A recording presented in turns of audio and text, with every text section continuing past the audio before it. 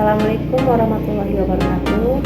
Perkenalkan, nama saya Bapak Indarwati, Prodi Hukum Ekonomi Syariah semester 6. Saya di sini merupakan salah satu mahasiswa dari Institut Islam Al-Mujadi Sabah yang beralamatkan di Jalan YR Supratman, Kelurahan Kalangbabat, Kecamatan Muara Sabah, Kabupaten Tanjung Jabung Timur. Kampus ini merupakan salah satu kampus yang sudah terakreditasi dan PPB, di mana terdapat dua fakultas. Yang pertama, Fakultas Ekonomi dan Hukum Islam, dan yang kedua, Fakultas Tasbiyah dan Keguruan. Dan terdapat 4 program studi. Yang pertama, Ekonomi Syariah, yang kedua, Perbankan Syariah, yang ketiga, Hukum Ekonomi Syariah, yang keempat, Pendidikan Guru Madrasah Ibtidaiyah. Baiklah, pada video kali ini saya akan membahas tentang mekanisme penentuan harga permintaan dan penawaran dalam mata kuliah Ekonomi Mikro dengan dosen pengampu Ibu Riana Wulandari MPD. Baiklah, pada materi yang pertama yaitu permintaan. Permintaan adalah sejumlah barang dan jasa yang diinginkan untuk membeli atau dimiliki pada berbagai tingkat harga yang berlaku di pasar dan waktu tertentu. Permintaan dapat dibagi menjadi dua macam. Yang pertama, permintaan absolut. Permintaan absolut adalah seluruh permintaan terhadap barang dan jasa, baik yang bertenaga beli atau berkemampuan membeli maupun yang tidak bertenaga beli. Yang kedua, permintaan efektif. Permintaan efektif adalah permintaan terhadap barang dan jasa yang disertai kemampuan membeli. Hukum permintaan yaitu apabila harga mengalami penurunan, maka jumlah permintaan akan naik atau bertambah, dan sebaliknya apabila harga mengalami kenaikan, maka jumlah permintaan akan turun atau berkurang. Selanjutnya, faktor-faktor yang mempengaruhi permintaan. Yang pertama, harga barang itu sendiri naik atau turun. Harga barang atau jasa yang mempengaruhi harga sedikitnya terhadap jumlah barang yang dibelikan. Yang kedua, pendapatan masyarakat. Yang ketiga, intensitas kebutuhan. Yang keempat, distribusi pendapatan. Yang kelima, pertambahan penduduk.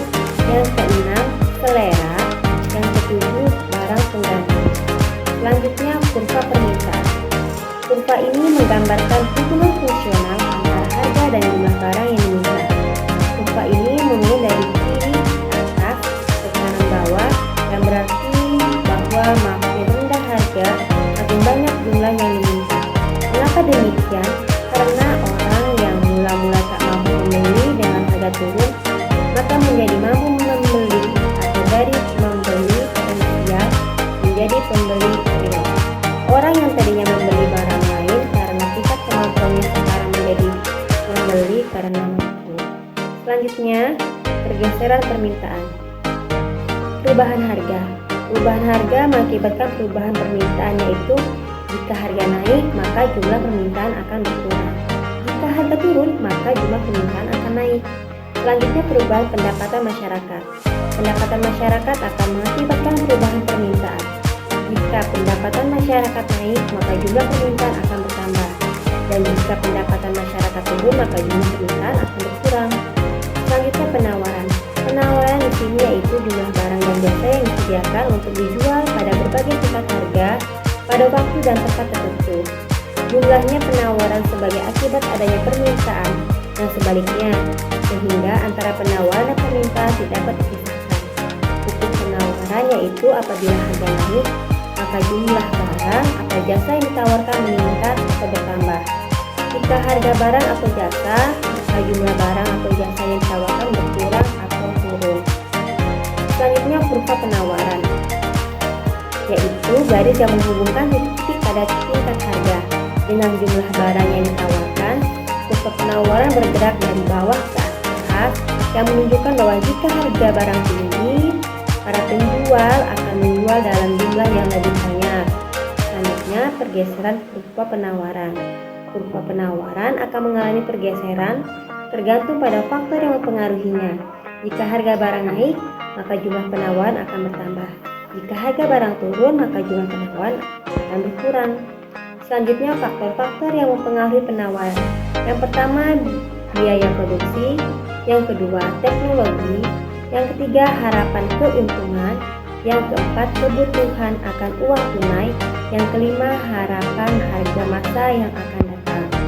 Selanjutnya, penentuan harga keseimbangan. Terbentuknya harga pasar dipengaruhi oleh faktor-faktor yang mempengaruhi permintaan dan penawaran. Masing-masing faktor dapat menyebabkan bergesernya jumlah permintaan dan jumlah penawaran. Dengan bergesernya permintaan dan penawaran akan mengakibatkan bergesernya tingkat harga keseimbangan.